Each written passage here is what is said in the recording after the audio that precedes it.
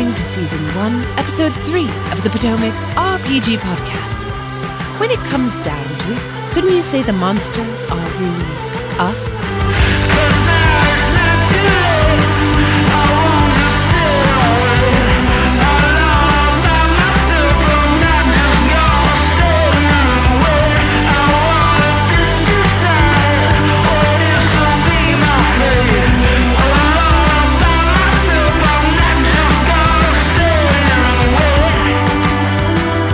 Welcome one and all to the Potomac RPG Podcast, a strange pageantry of misfits, magic, and mayhem.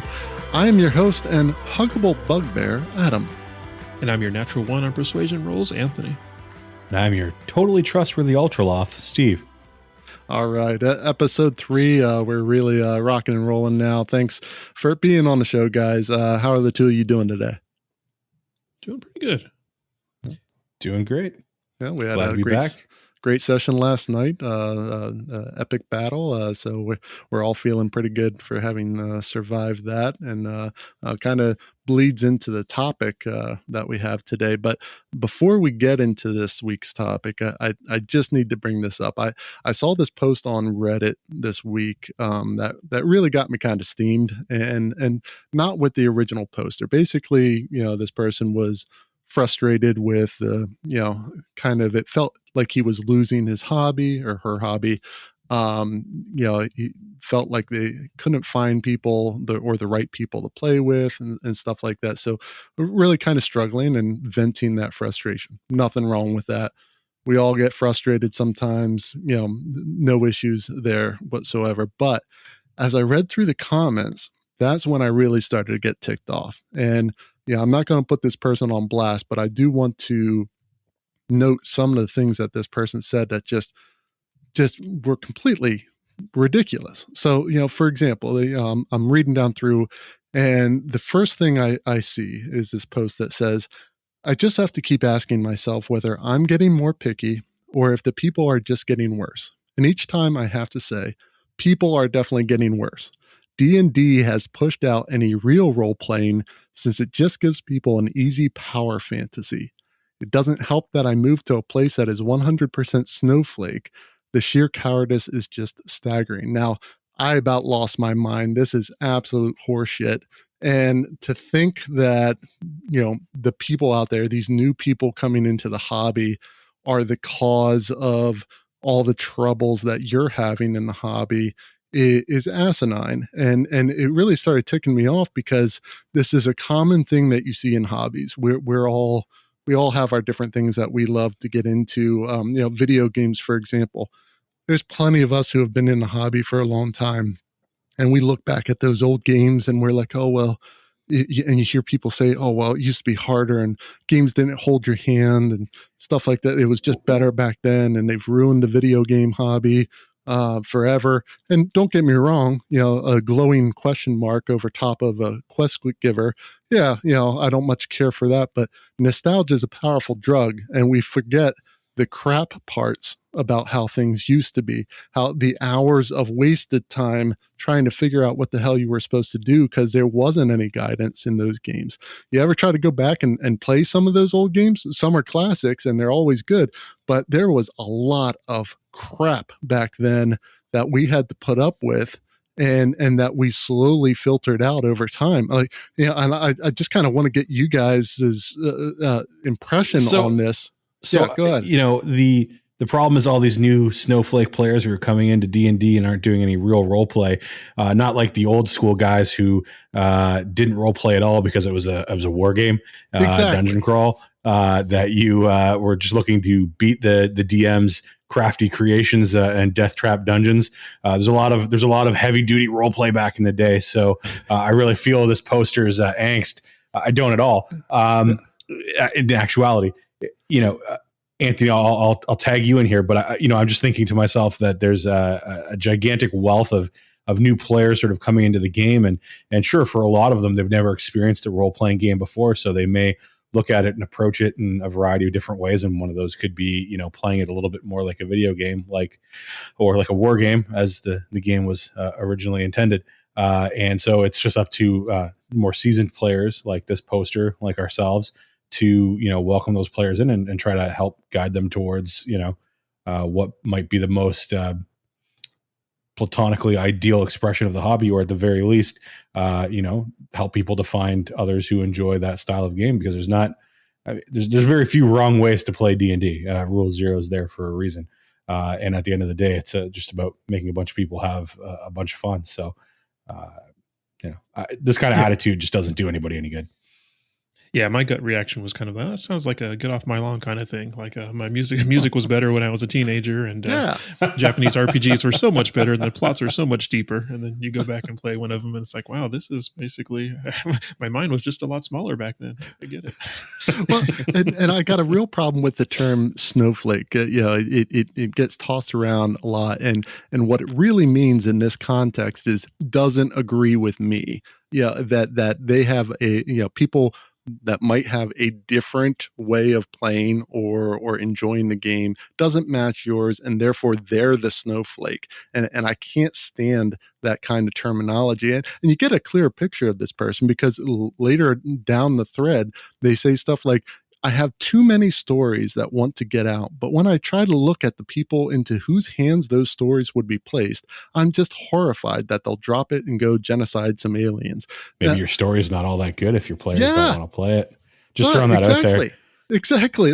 And I'm sorry. And I'm glad that there's 2 DMs on the program today, because, I really want to get your viewpoint on this. But the fact is, the players aren't there for you. It's not, the players aren't there to bow towards your superior intellect and your fantastic storytelling that you've graced us with to enjoy. It's ridiculous to assume that the way you play is the correct way to play, and that everyone else is lesser than because they're not running the game or something like that. Another poster said, well, our attention spans have gotten much shorter too, blah, blah, blah. It's baloney. And the DM is another person at the table, period. We're all there to have a good time. Every group has their own style of playing, whether that's hack and slash or, super intense role playing or somewhere in between. So this person really has 2 options. You either compromise and have a good time with your friends, or you find different people to play with. Just because they don't agree with your way of playing doesn't mean that they don't know how to play. Absolutely. I mean, all right, we're definitely taking the piss out of this guy or girl, whoever the poster is. We don't know. It's on Reddit, so it could be anybody.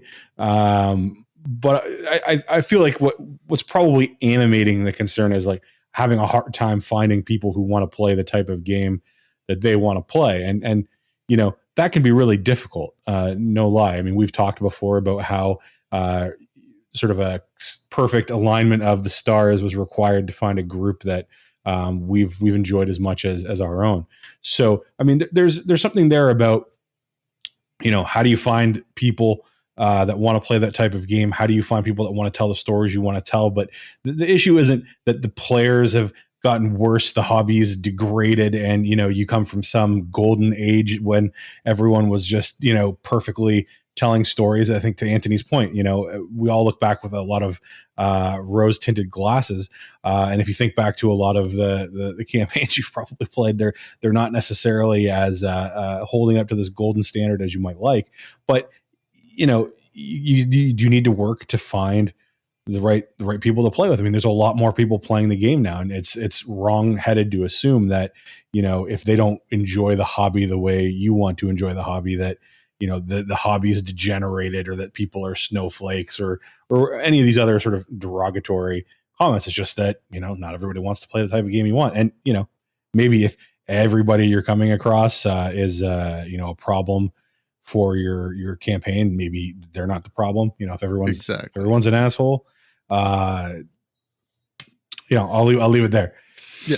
Well, I'm not done taking the piss out of this person, because they went on down the thread to say one of the more ridiculous comments that I've heard. I blame Pathfinder for starting the drop-in, drop-out style of play, and Critical Role for bringing in a wider audience. I'm sure it's a wonderful series and the people involved are all great, but I just can't support something that normalizes all the toxic behaviors that D&D presents as appropriate. Are you goddamn kidding me? Critical Role has done more for this hobby than just about anything out there. They talked about attention span earlier. Thousands of people sit down and watch other people play a game for 4 hours a week. And you're saying that the attention spans are shorter nowadays? Are you freaking kidding me? No, it's never been better. It's just that your story either sucks or you're trying to play a different game than all the other players at the table. And I'll leave it at that.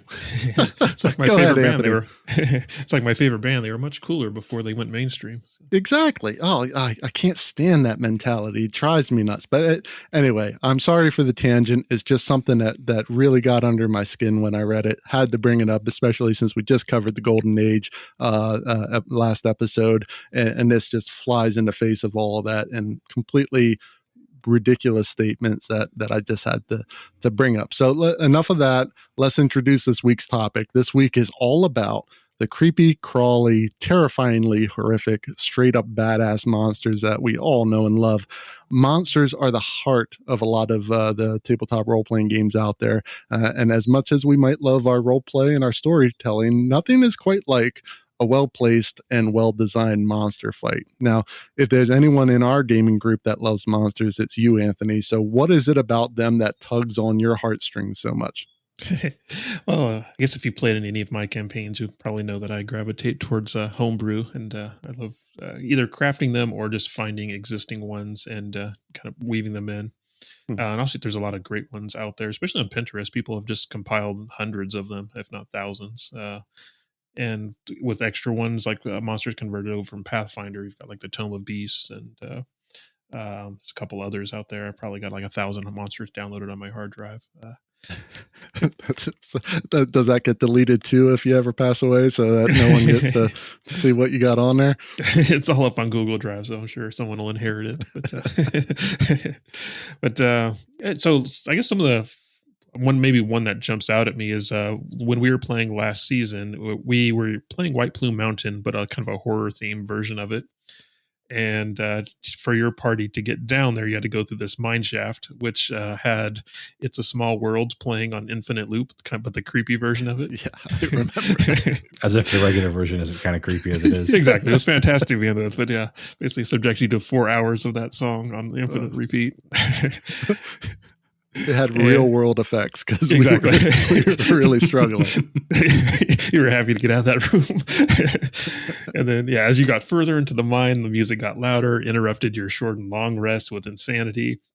But the thing that was the most fun for me, at least, was this creature we called Robbie, which is really just using the Silent Hill bunny. It's this lovable looking bunny with blood smear all around its mouth.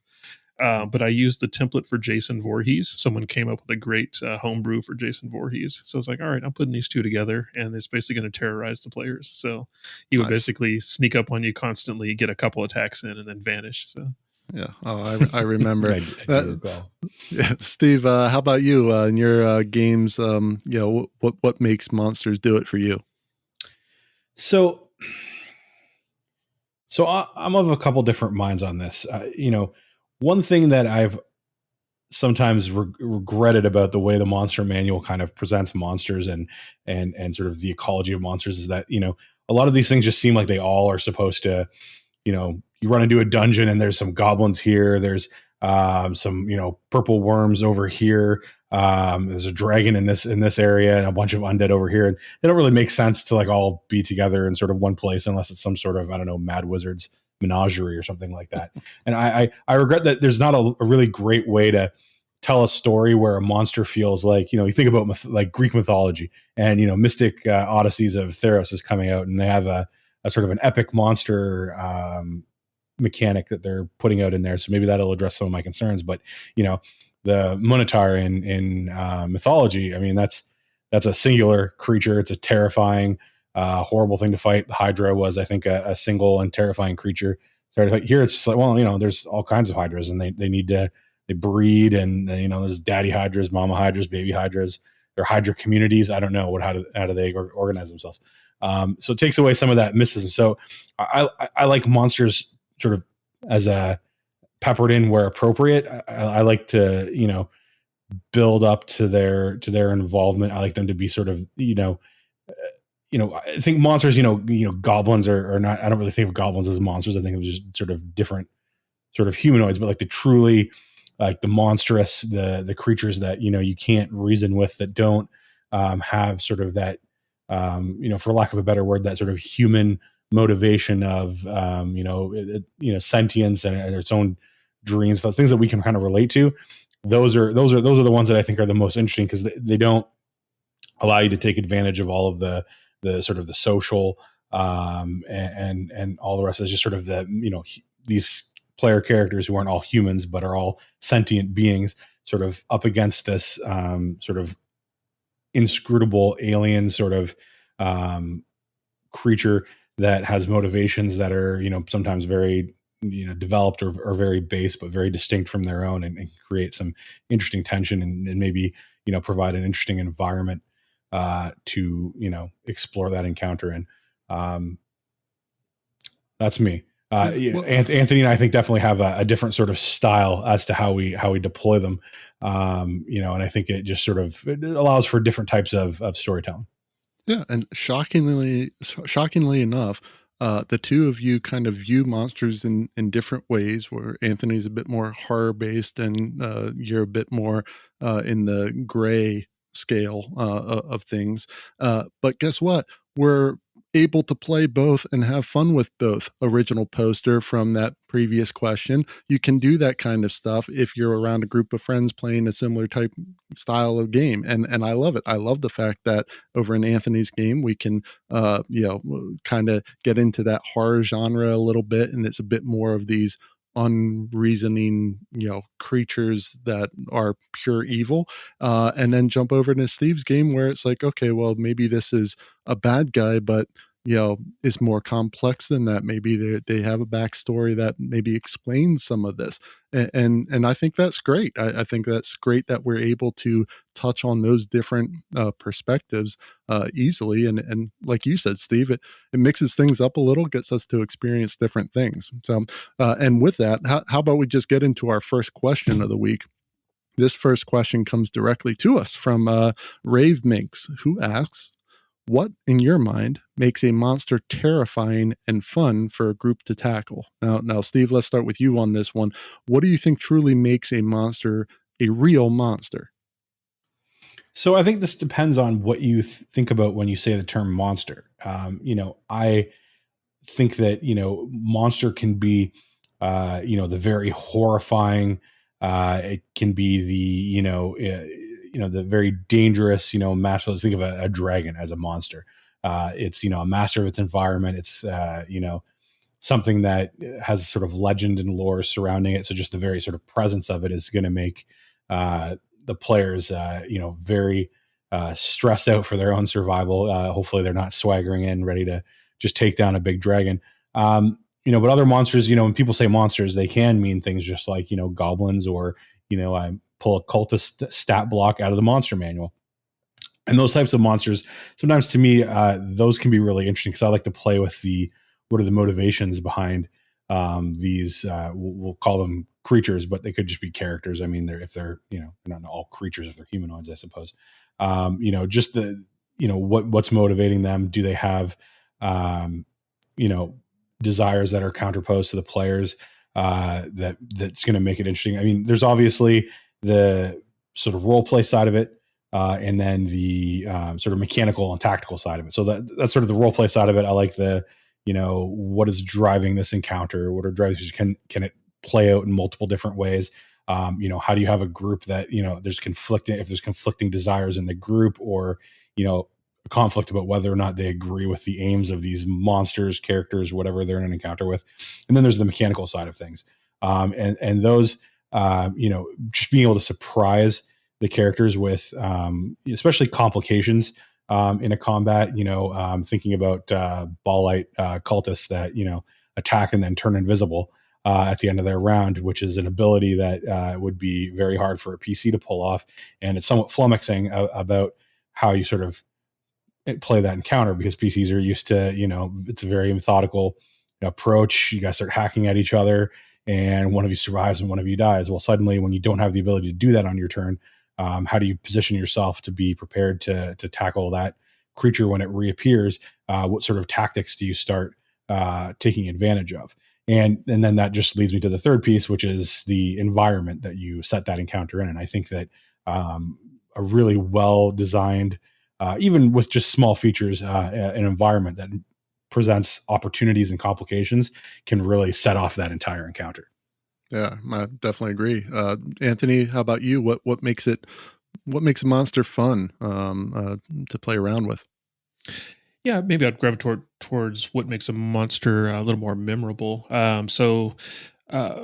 For example, there's different combinations that you can put together. Like just last night, you guys ran through the Garden of Eternal Slumber, which had about 4 Assassin Vines, 4 Green Warders, which are ported from 4E, and a Treant. And the nice thing about that setup was you can still use conventional weapons, but everything there had the ability to suppress the party with either restraint or grapple or confusion. So yeah, I noticed. So yeah, after a round or so, it was pretty much chaos. Yeah, I spent, I think, five rounds restrained, if I'm not mistaken. That's so ticked off that I could not break free of that thing. Yeah. Yeah, and then the constriction and everything else. So that made it, and then the Treant was able to just pick up rocks and hammer you for 40-10 damage. So it was an interesting mix of things. Well, Adam, I think you've now learned that just dumping strength is not always the greatest option. Not I kind of appreciate that the games are punishing some of us for our choices in dump stats. Mine being wisdom, of course, with my fail and the confusion. Yeah, but yeah, at least you managed to not sever someone's head. Anthony, what kind of draws you to what I've noticed with your scenarios that you build out? The monsters usually gravitate more towards some like heavier monsters, like more powerful monsters, rather than a large number of smaller monsters. What kind of drives you that direction? Right.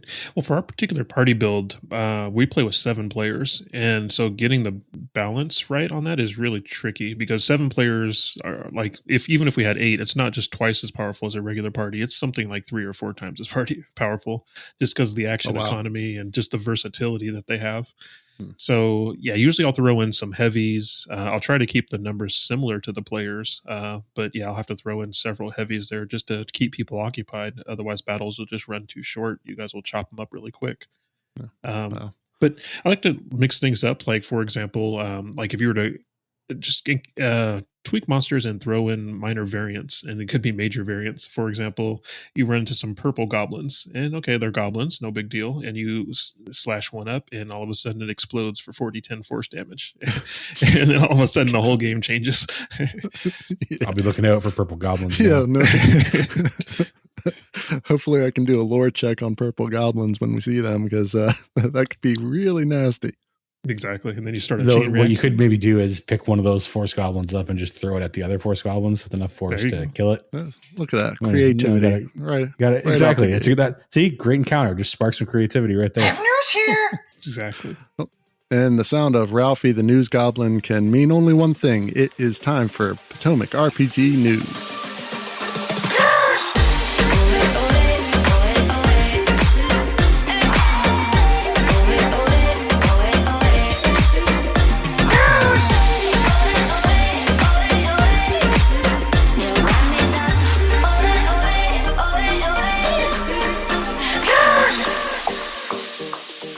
All right. Thank you, Ralphie. So there's a new Kickstarter out that's perfect for our topic this week. It's called Ekphrastic Beasts by, I believe it's Yannicka Stuckey. I believe is it's either Yannicka or Jonica. I don't know.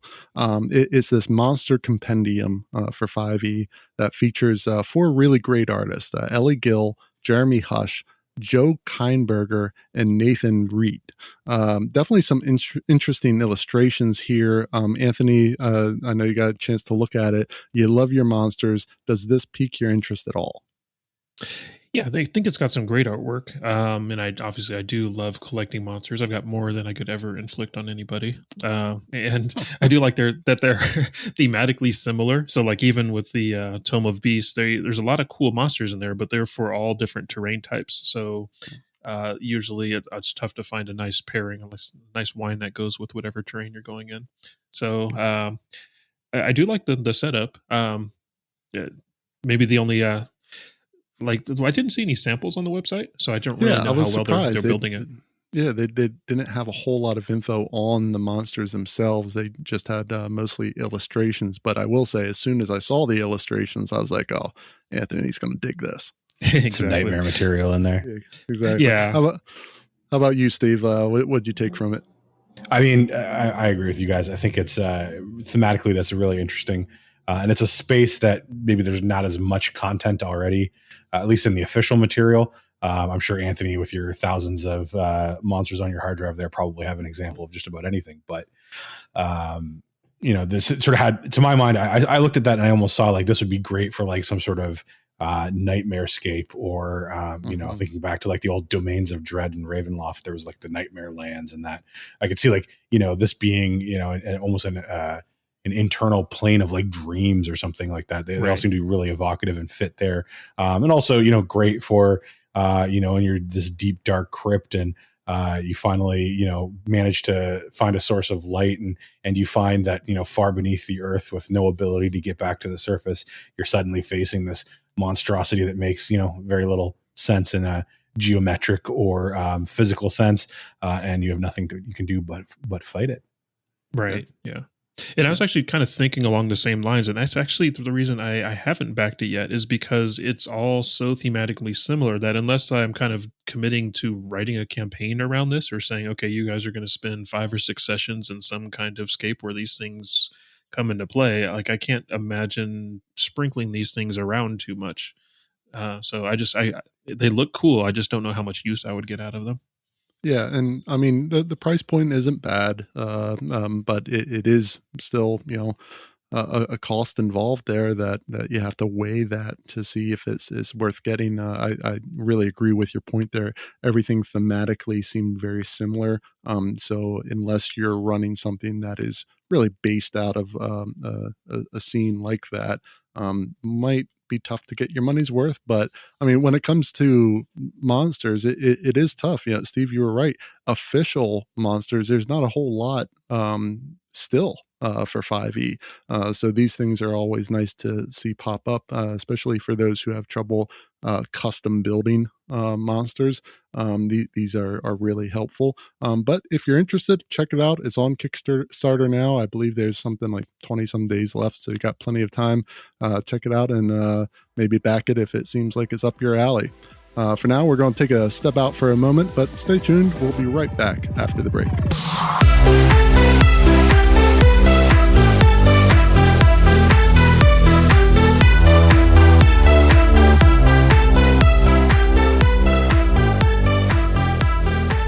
Let me tell you a little bit about Found Familiar. They have some of the absolute best coffee around, and it caters to people just like us, people who love D&D. So try some today. You won't be disappointed. If you're looking for a recommendation, try their regular Knoll Modern Espresso. No trouble perking up at the table after drinking this stuff. Enter the coupon code Potomac RPG, all one word, at checkout and get yourself a 10% discount as well. That's foundfamiliar.com. And with that, let's get back to the show.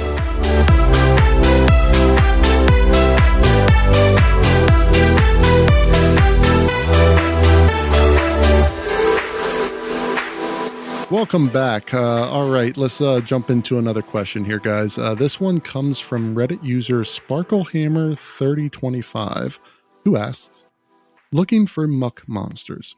I'm planning out a tainted swamp and would like to ask for suggestions of what kinds of monsters to include. The monster manual has the shambling mound, but what else could make for a good evil bog encounter? Now, Anthony, I know you've had some experience using muck type monsters from season 1. What do you think about Sparklehammer's question? Yeah, so one of my favorites might be the green hag. and you could use it just as it's written. But the thing about hags is that you can really use them to mess with the party. Oh, good. Oh, good. Yes, exactly. Tell us how you plan on messing with us. If that's your thing, yes. So an idea might be, even before the party even knows there's a swamp, maybe ask everyone to make a wisdom roll and just record who makes the lowest roll. And then at that point, that will be the character the witch has basically cursed. And so as the party is going through the bog, all sorts of extra strange things can be happening, and eventually, if the party ever figures out that they're cursed and remove the curse, that's when the witch is like blinded and you temporarily get her revealed, and then you can take her out. But otherwise, she's just messing you with the entire adventure and making life harder. Interesting. Well, what was the name of that that one monster you had in the latrine? Remember that was that was that was a mud mephit, I believe. It was like a mud demon. Yes. Yeah. They're tiny little creatures, but replaced mud with something else. But yeah, well, I think it's good in terms of maybe a low level party where we kind of experienced it. Kind of a nice little thing that can cause some chaos, especially if you have it in numbers. So. Yeah. And another thing is maybe to use the terrain. For example, you can pretty much choose any monster you want and just basically hide them under the mud. So the party can't see what is down there. So if they're level 1, just use stats for goblins. Just roll up 4 goblins, but whatever it is, it's just a bubble under the mud and it's attacking from there. So the party is just completely unaware of what horrible thing is under there. But it's still attacking at whatever stats you need. Exactly, like an evil, like thinking like an evil bog. Like, I don't know, my mind just went to I'm gonna blank on the name, but I'm thinking of the Lord of the Rings movies and when they're going across the bog with all like the dead soldiers in it. Do you guys remember that? Frodo and Sam are walking through and they're there's spirits underneath and they're reaching for the ring and all this kind of stuff. But this idea of just like it's a bog, so there can be plenty of things beneath it, and if it's an evil bog, probably a lot of people have died, and just take something like put a bunch of like zombies and stuff down there. That it just adds that layer of they may not, they're not necessarily rising to the surface, though they could if you felt like your party needed a little bit of an extra challenge to spice things up if things are going too smoothly.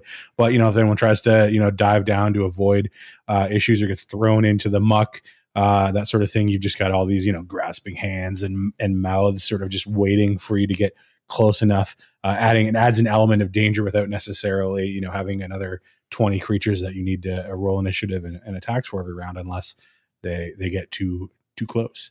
Sure. And I definitely like the idea of using this terrain to your advantage, whether it's, hiding them under the muck or even, just the swamp itself is going to have some movement issues as well to increase that tension to the battle. So maybe it isn't quite so, an open field where we just run in and hack them up. There's some real danger elements present.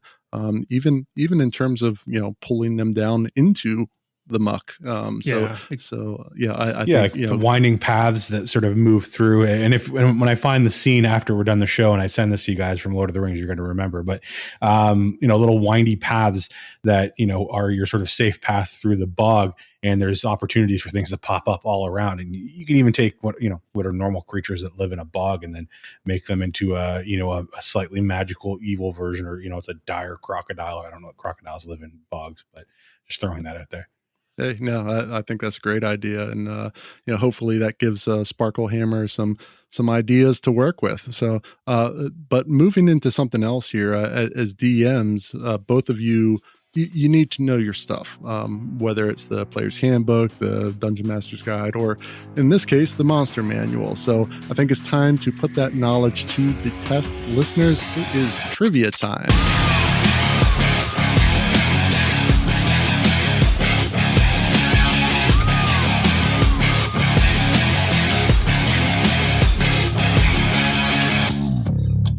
Welcome to Trivia Time, where we pit our two guests against each other in a battle of game knowledge and history. Now, Matt is the current Trivia Time champion from a previously unreleased episode, but you two get to make your mark now. Here's how it'll work. For each question, I'll be describing a monster currently listed in the D&D 5e Monster Manual. First one to buzz in gets to answer. You get it right, you get the point. Get it wrong, and your opponent gets a chance to steal. You two ready? I think so. All right, let's get into it. Question 1. So, clinging to the ceilings of caverns and large subterranean passages, these creatures blend in perfectly with natural rock, dropping in silence to impale unsuspecting foes on the ground below. Anthony. I know what they are. They're Roper's little brothers. They're called, they're not sturges, the bloodsuckers. They are, gosh darn it. Need an answer. I can draw one for you. Fail. All right. All right, Steve, can you steal it? I know exactly what he's talking about, and I'm having the same problem. So I'm going to call them cave droppers. Oh, so close. Piercer is the name of that monster. So no points awarded there. Question number 2. These are small, black-hearted, and selfish humanoids that lair in caves, abandoned mines, despoiled dungeons, and other dismal settings. While individually weak, they commonly gather in large, sometimes overwhelming numbers. Anthony. Wager goblins? Goblins is correct. Well done. So 1-0, Anthony. Question number 3. These malevolent balls of light haunt lonely places and battlefields bound by dark fate or dark magic to feed on fear and despair. Steve. Will-o-wisps. You got it. Well done. Nice. All right, tie ball game. Question number 4. This hideous hybrid of lizard, bird, and bat is infamous for its ability to turn flesh into stone. Steve. Manticore? No. No. Anthony, can you steal? Cockatrice? That is correct. Very Getting good. mixed Anthony's up monsters wrong. 2-1. Good job, Anthony. Question number 5. These hulking creatures stalk alpine peaks in a ceaseless hunt for food. Their snow-white fur lets them move like ghosts against the frozen landscape. Anthony. I would say that's a Yeti. You would be correct. Well done. 3-1, Anthony. Question number 6. This horrid flying creature looks like a cross between a large bat and an oversized mosquito. Anthony again. I think that's a sturge, sir. That is a sturge. All right, 4-1. Got some catching up to do here, Steve. Let's get into question 7. These benevolent serpentine beings of great intellect and insight have brilliantly colored wings in a gentle manner, which speaks to their celestial origins. Anthony. Pronouncing it's a challenge. I never did it out loud. Coatolus or something like that. Coatl. Coatl. Yes, Thank you. Coatl. That is correct. Well done. All right. Question number 8. These intelligent ambulatory fungi live in the Underdark. They seek enlightenment and deplore violence. Anthony. Those sounds like myconids. Myconids is correct. All right. Question number 9. These savage raiders and pillagers have stooped postures, low foreheads, and piggish faces with prominent lower canines that resemble tusks. Steve. Orcs? Orcs is correct. Well done. You got 2 points now. Don't know if you're going to make it back, but never count me out. Stronger standing. Exactly. All right. Last question for trivia time. Standing barely a foot tall, these resemble diminutive elves with gossamer wings like those of dragonflies or butterflies, bright as the clear dawn and luminous as the full moonrise. Anthony. It could be Sprite or Pixie, but I'd wager towards Sprite. Sprite is incorrect. Steve. Ooh. Pixie? Pixie is correct. Well done. Oh. So the final score is 6 to Anthony and 3 to Steve. Anthony, you have won trivia time. Congratulations. You win nothing. All Congratulations. Right, thank you. That's what I've always wanted. Nothing. Good game, Steve. Well done, guys. Well, let's get into this week's last post, which comes from Reddit user AnCap Gamer, who asks, how much damage should my monsters be doing? I'm running a lesser-known RPG system for my game that doesn't have nearly as much pre-made content, so I'm basically generating all of my own encounters. Is there a good rule of thumb for how much damage is a lot relative to my party's average HP? For example, 5% of the tough guys' hit points isn't much, etc. So let's go over to you first, Steve. Is there kind of a marker that you try to hit in terms of the percentage of hit points that should be lost? So I think this is an art and not a science. You don't want your players to feel like the encounters are trivial. So having monsters that can do a decent amount of damage is going to be important. What does a decent amount of damage look like? I think depends a little bit on a few things. One, does your party have easy access to healing? This is a lesser known RPG system, so not necessarily assuming that you have a standard loadout with a cleric or someone on the team that can cast cure wounds or access to healing potions. But if you have that, the damage becomes a lot less impactful. So you can feel the sort of scale a little higher. And also it depends, do players and you enjoy a more lethal game? Some people, are playing for fun and not for necessarily a challenge or losing their character and things like that. So you have to kind of take all of that in mind. And then also just, some encounters need to be, more intense than others. And the other issue is, how many monsters do you want to run in an encounter? So, Anthony made the point earlier talking about how he has things, hit pretty big and tries to keep the amount of monsters roughly equivalent to the party so that action economy works out. And if that's the tact you take, then and there's an equal amount of, actions going on, you can probably have a lower average damage. But if you want to run less monsters, maybe it makes your combats quicker or it's easier for you to organize as the person running the game, then you need to have those hits count for a lot more because you're probably going to have less hits happen. And you still want to be able to give that sense of danger and challenge that you players had to overcome because, nothing to my mind, unless it sort of fits the scenario, nothing's going to capsize a great encounter worse than the players feeling like they just completely steamrolled it and it wasn't really of any sort of weight and impact. Sure. Yeah. Anthony, how about you? Do you have a formula you kind of run? Yeah, if there is one, I certainly don't know it.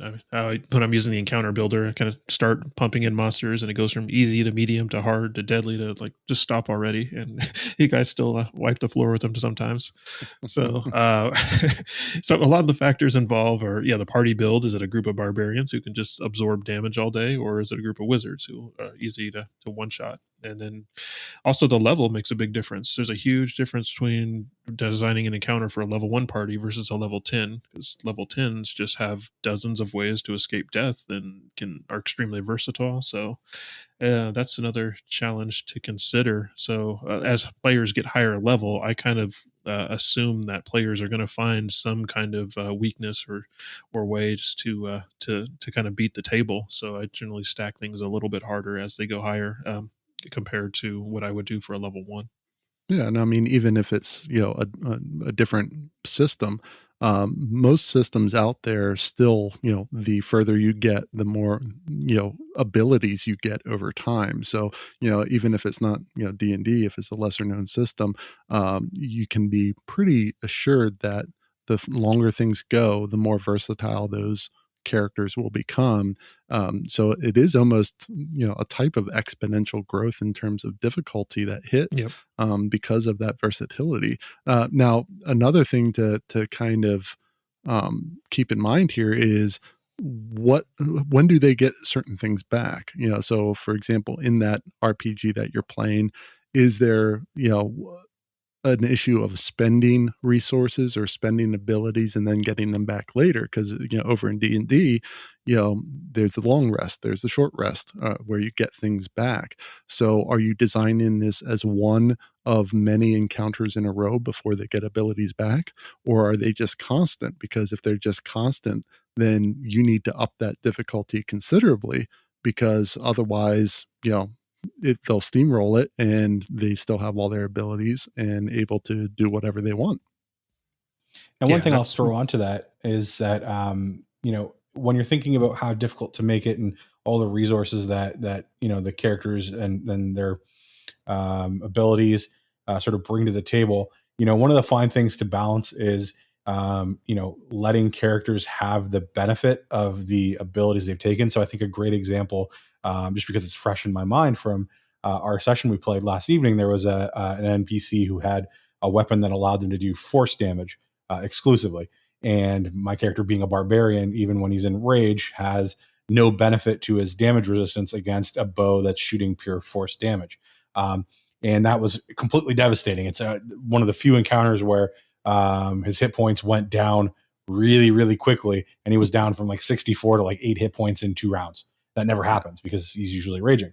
And that was great for creating a moment where I felt my character felt very vulnerable, and it was a real sense of a threat. Now, on the flip side, if every encounter we run into has creatures that are just doing primarily force damage, that would feel really kind of cheap, right? Because my character's ability is to rage and get resistance to damage. That's part of the core conceit of the character. So if the DM or game master and whatever the system is, if you build around your player's ability to, resist damage or, use certain spells, you have to sort of balance it just to make sure you're not invalidating the choices they made, and still allow them to sort of get the benefit of that, but also still kind of create that deadliness for an encounter. And that's why I say it's not just really it's more of an art than a science, because it's going to come down to your individual group and your sort of play style as to how to strike a balance. At the end of the day, it's just about creating a certain amount of tension or risk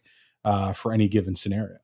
Yeah. And I think in terms of, what percentage hit points should they lose or whatever, you can kind of play it out in your mind in terms of how long do you expect these monsters or monster to last.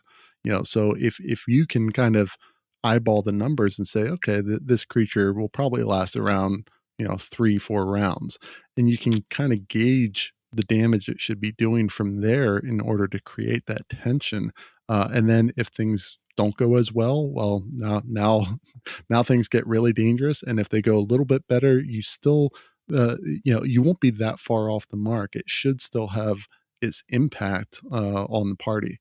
All right. Well, I think that's going to do it for us this week. Remember, if you want to send in your questions or anything you find on the internet, you can send them to questions@potomacripg.com. And if you'd like to support the Potomac RPG podcast, you can visit our Patreon page at patreon.com/PotomacRPG. And lastly, you can follow us at Potomac_RPG on Twitter and at PotomacRPG, all one word, on Instagram and YouTube. Big thanks to Anthony and Steve for being on the show and joining in the fun. And thank you to the rest of the Potomac RPG crew and, of course, all of our wonderful listeners out there. So for the Potomac RPG podcast, I'm Adam. I'm Anthony. And I'm Steve. Till next time, keep those dice rolling, keep those stories coming, and never stop playing. Gaming. We're gonna give up on this one day. Gaming.